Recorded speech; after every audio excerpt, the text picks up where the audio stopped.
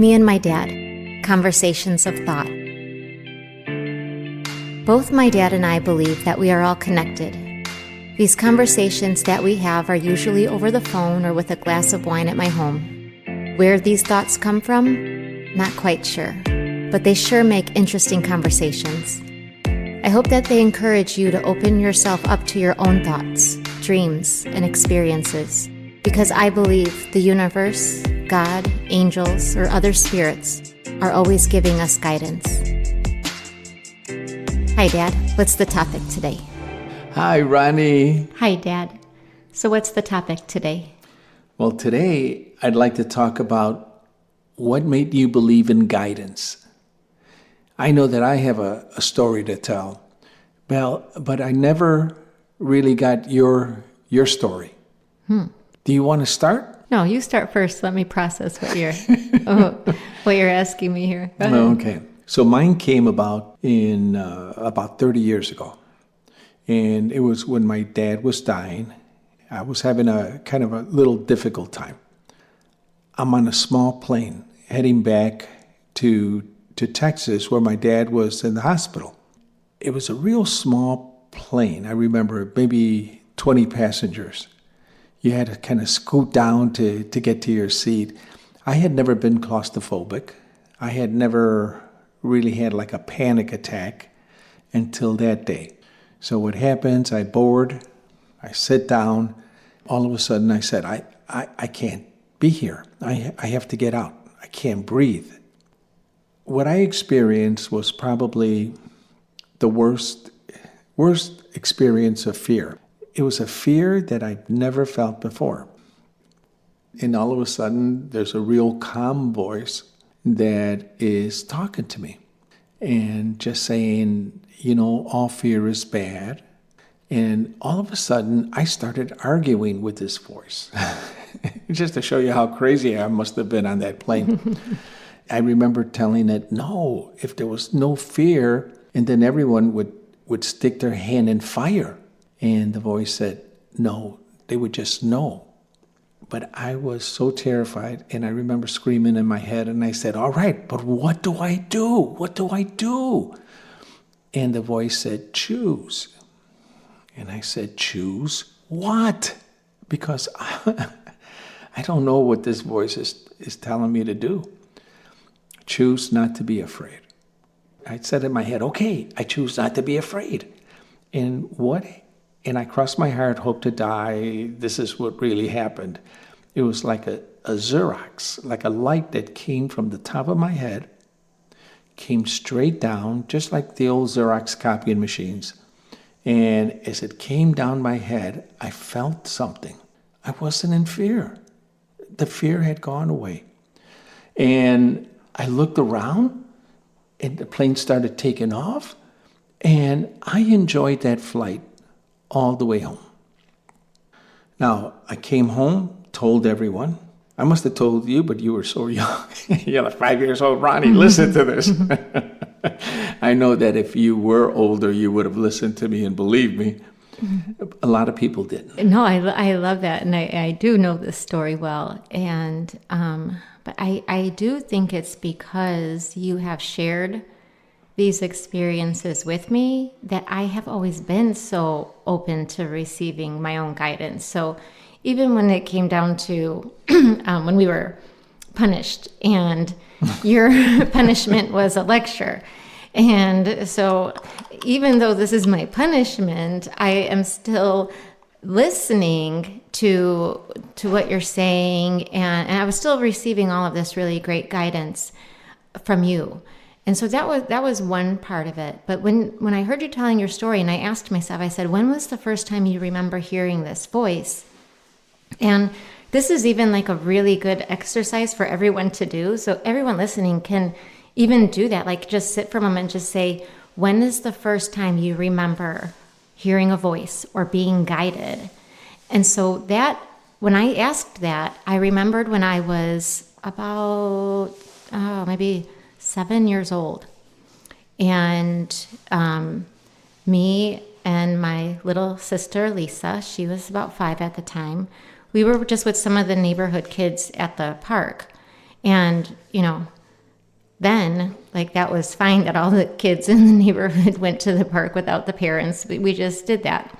And we did notice that there was this car that kept circling around, and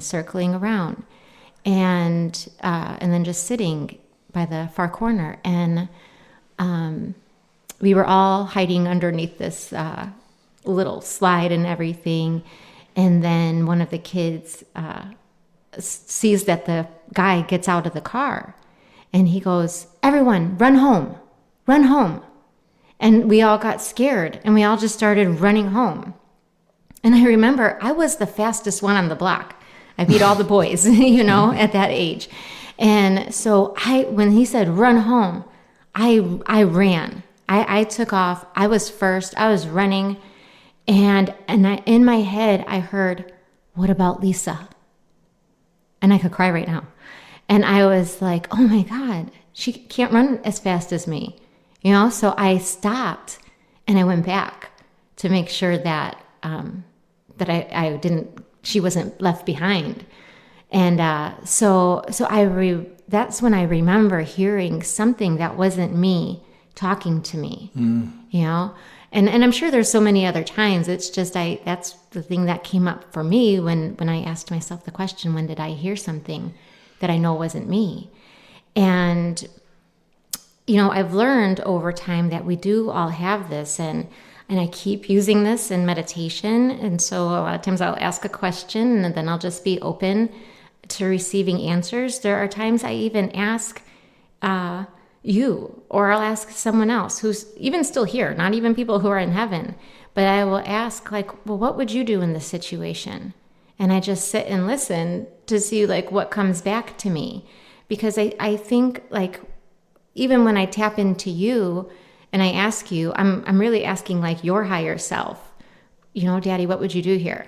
Or whoever it is. And so I receive information that's outside of me, because obviously I'm thinking I need help here, so I'm not figuring this out on my own. And we have all these resources all the time to keep asking the universe for help, others for help.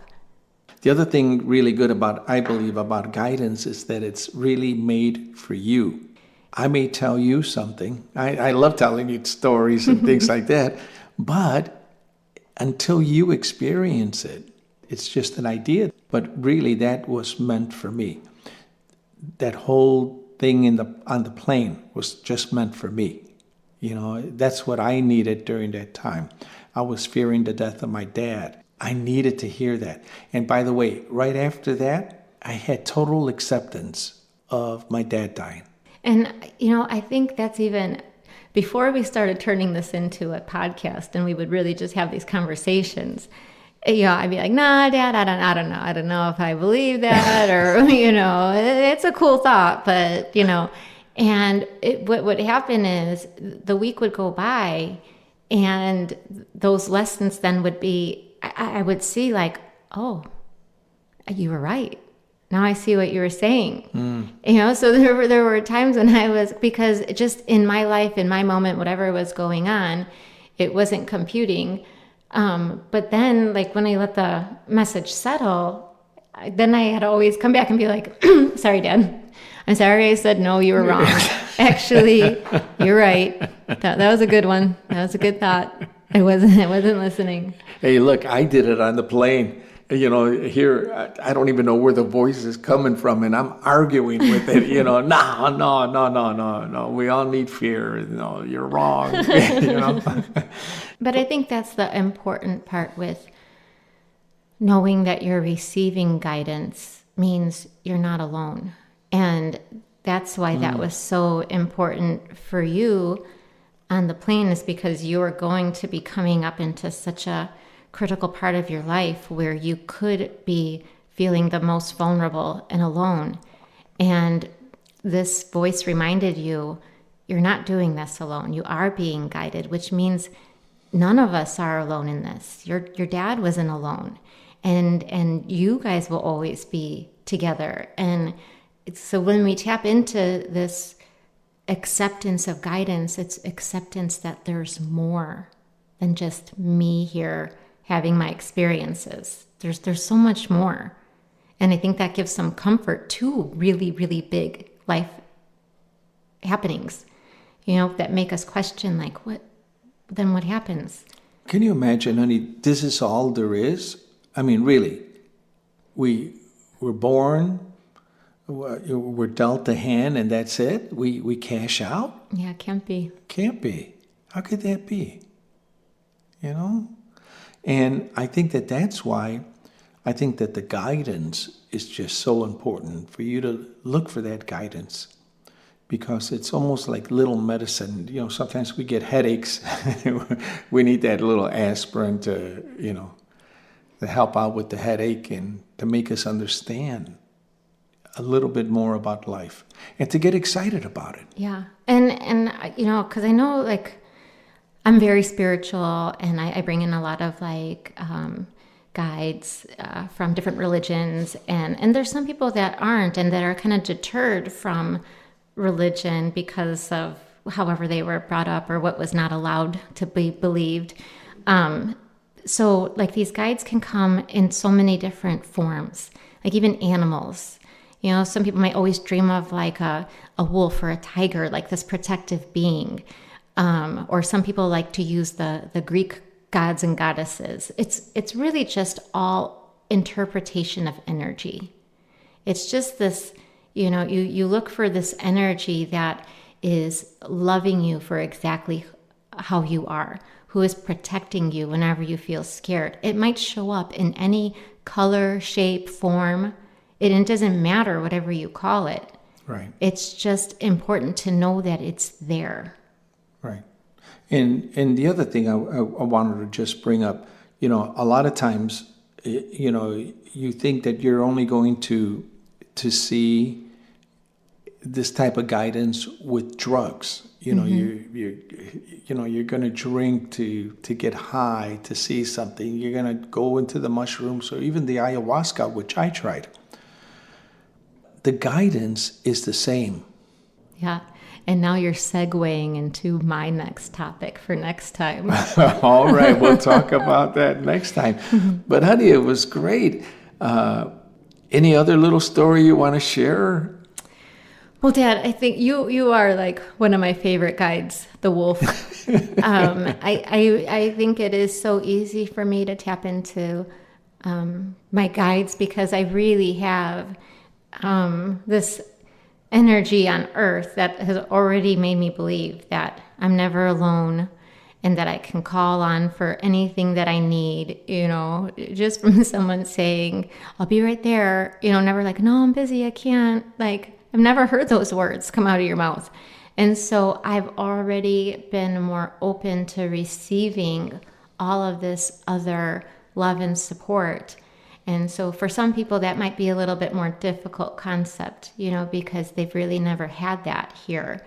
And so how do they trust that it's there? But I promise there's times you can ask, like, when did I receive help just out of the blue?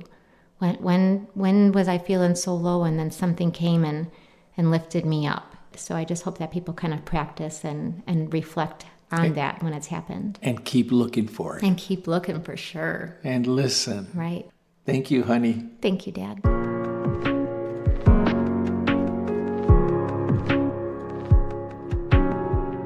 Ronica Paris is a licensed acupuncturist and Reiki master and the owner of naturalhealingcenters.org. This podcast was produced by Ronica's dad at rocketchicago.com.